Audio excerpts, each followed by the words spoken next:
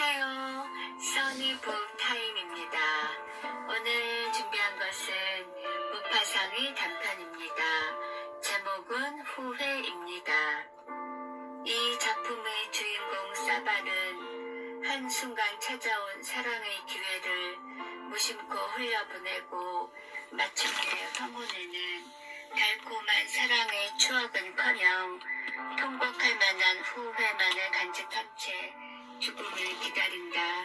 젊은 시절 한나절의 산책이 사바의 인생에 다른 무엇인가를 남겼을 수도 있었는데 그는 특유의 무관심과 안일함으로 그런 기회가 왔었다는 사실조차 알지 못한 채 지나쳐버린 것이다.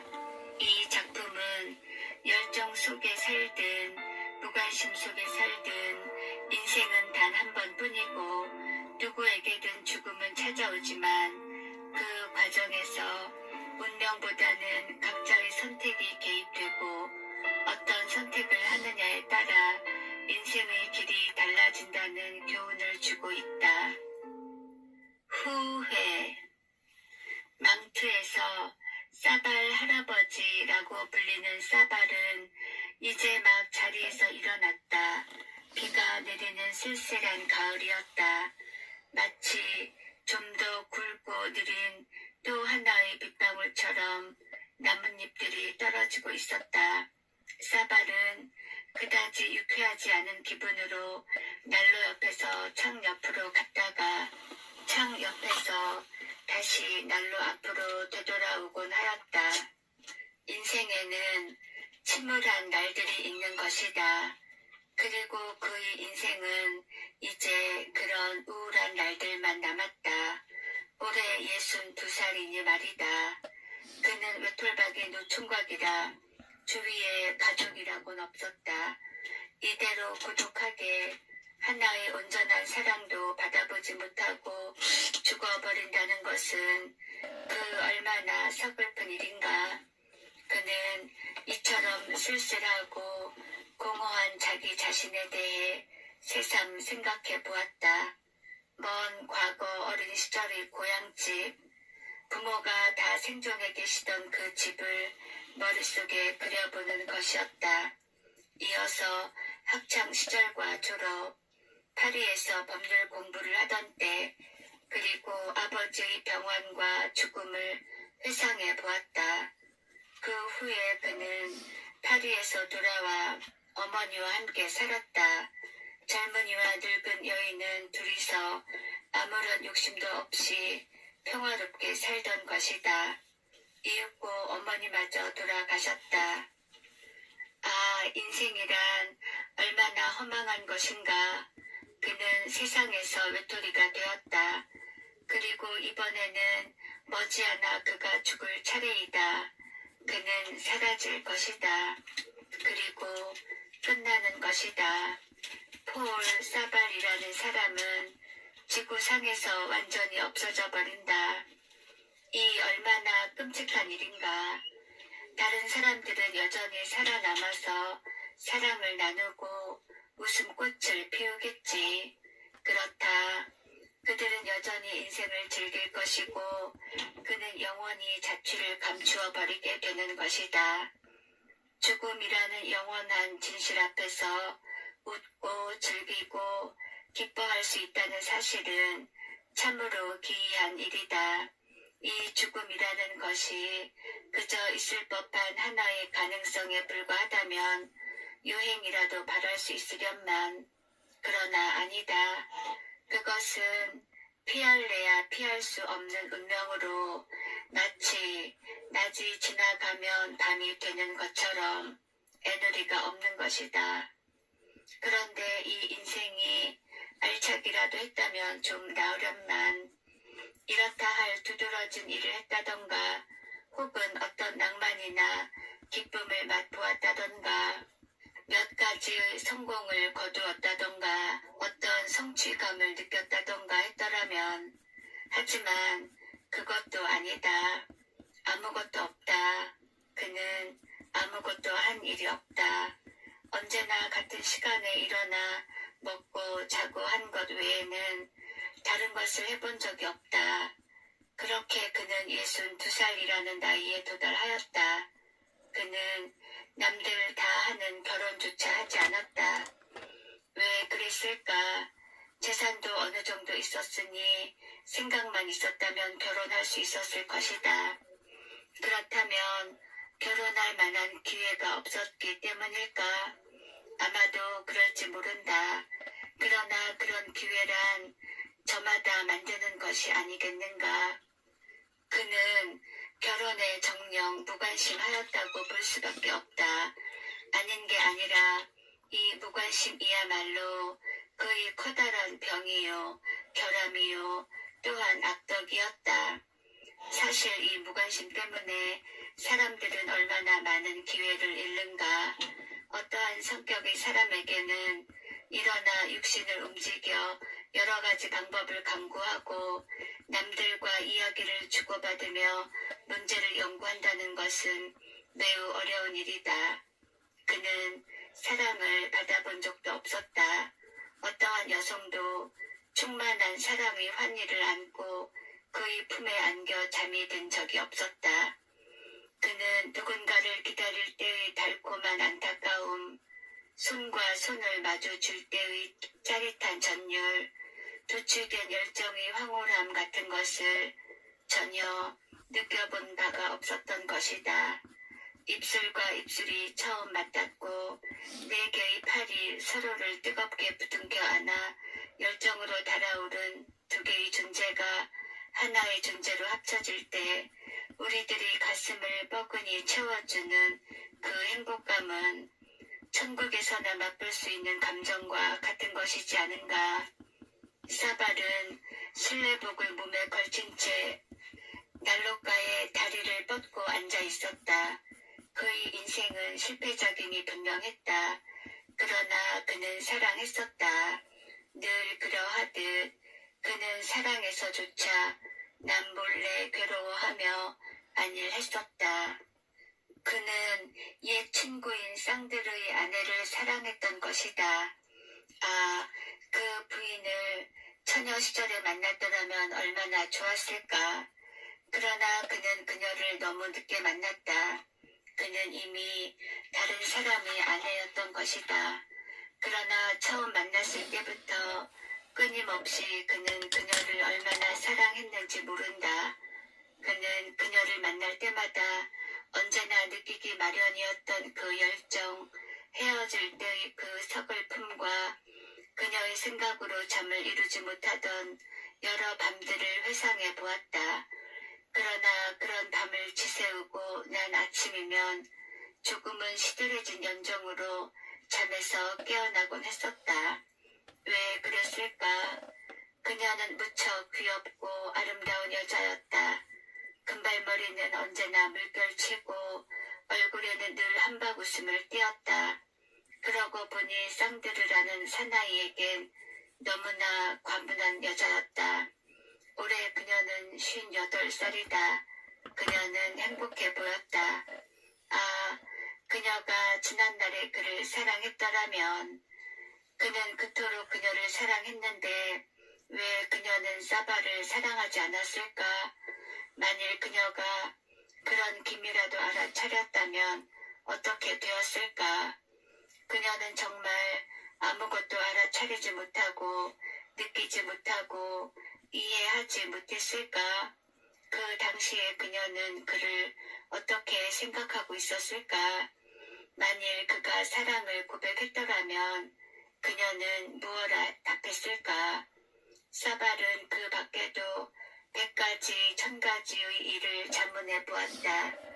그는 다시금 자기 생애를 떠올리며 사소한 것까지도 낱낱이 기억하고 따져보기 위해 애썼다.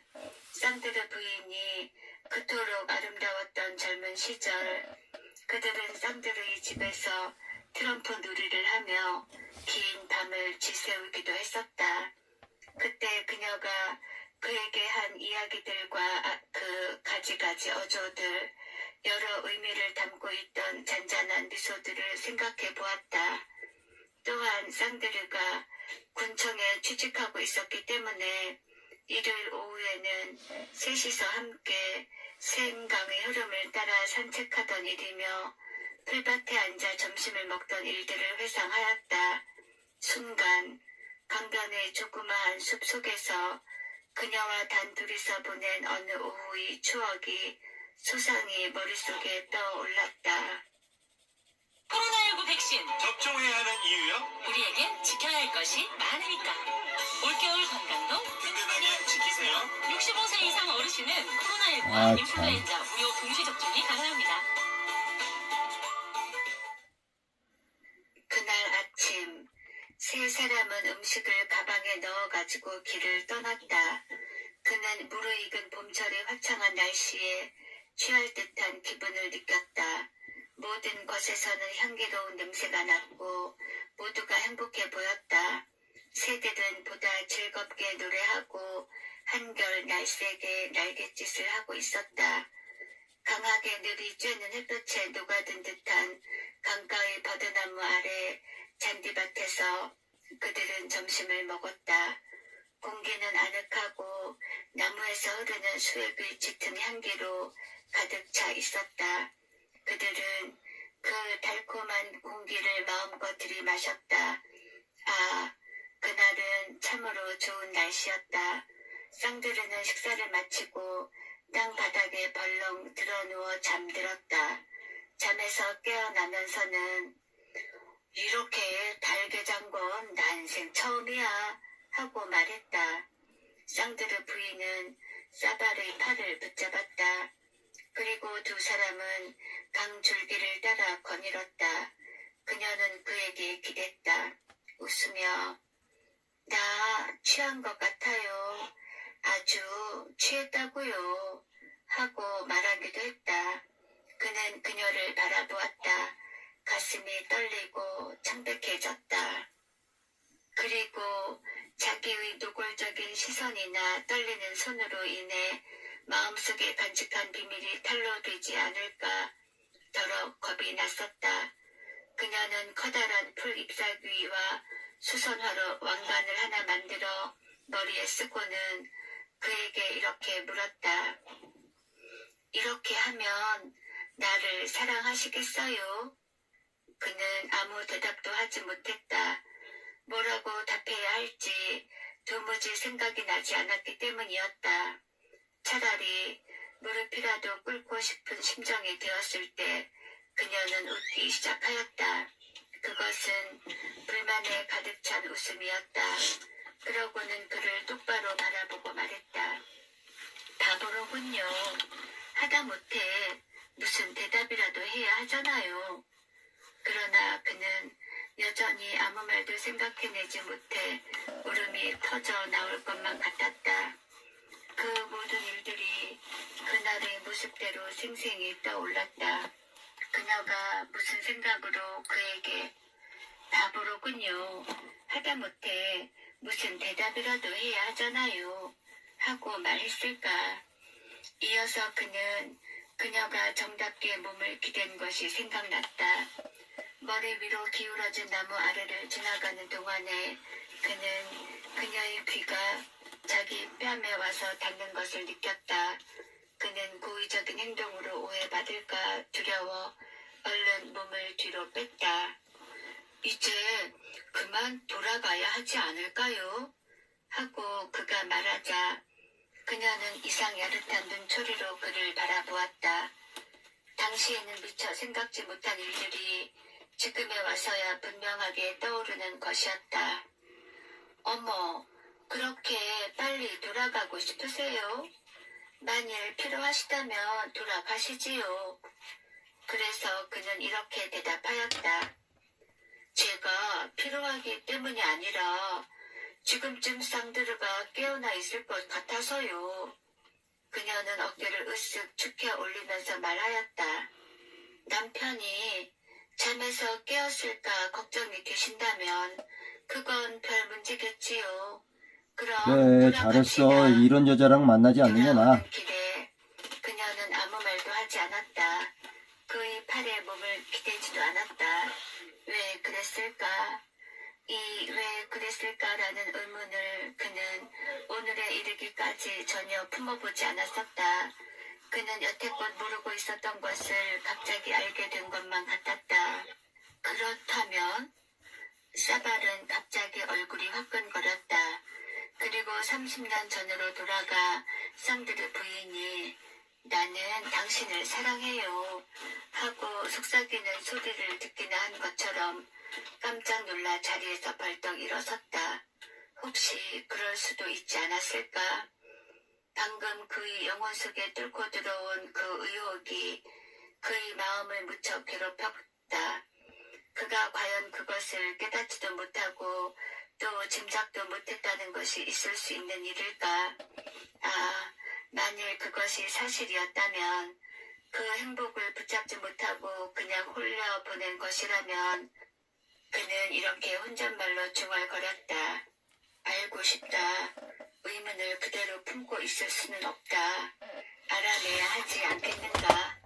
그는 허겁지겁 옷을 주워 입고 나서 생각해 보았다. 나는 지금 62살, 그리고 그녀는 58살이다. 그러니 그 일을 물어봐도 무방하지 않을까? 그는 집을 나섰다. 쌍들의 집은 거리 저쪽에 사발의 집과 거의 마주보는 곳에 있었다. 그는 그곳으로 발길을 돌렸다. 벨이 울리는 소리를 듣고 어린 하녀가 쫓아나와 문을 열었다. 하녀는 그가 이렇게 일찍 찾아온 것에 무척 놀라며 물었다. 사발씨 웬일이세요? 쌀을. 이렇게 일찍 오시다니 무슨 사고라도 생겼나요? 사발은 대답하였다. 사고가 생긴 것은 아니야. 아무튼 마님께 가서 내가 할 이야기가 있으니 좀 뵙자고 전해주렴. 마님은 지금 겨울에 잡수실 배에 잼을 만드시느라고 뜨거운 부엌에 들어가 계세요. 아직 옷도 갈아입지 않으신걸요? 그래? 하지만 매우 중요한 일이라고 말씀드려라. 어린 하녀는 안으로 들어가고 사발은 응접실에서 안절부절 못하며 서성거렸다. 그러나 조금도 거북스러움을 느끼지 않았다. 그는 마치 요리법을 묻는 사람처럼 그녀에게 물어보려는 것이다. 이제는 62살이나 되었으니 방문이 열리자 부인이 나타났다. 이제는 포동포동한 얼굴로 소리내어 웃는 크고 살찐 여자였다. 그녀는 멀찍이서 손을 휘저으며 걸어왔다. 소매를 걷어올려 살이 드러난 팔에는 달콤한 과일즙이 묻어 있었다. 그녀는 걱정스러운 듯이 물었다. 어쩐 일이세요? 혹 어디가 편찮으신 건 아니지요? 그는 대답했다. 아니요, 부인. 그런 게 아니고 제가 부인께 꼭 묻고 싶은 게 한 가지 있어서요. 저한테는 매우 중요한 일이지요. 그 일로 마음이 몹시 괴로워요. 저에게 솔직하게 대답해 주신다고 약속해 주시겠소? 그녀는 싱글싱글 웃으며 말하였다. 어서 말씀해 보세요. 저는 언제나 솔직하니까요. 좋소. 저는 맨 처음 부인을 뵙던 날부터 부인을 사랑해 왔어요. 알고 계셨소? 그녀는 빙그레 웃으면서 옛날과 같은 억양과 말투로 대답하였다. 바보, 난 첫날부터 알고 있었어요. 사발은 전신이 후들거리기 시작하였다. 그는 더듬거렸다.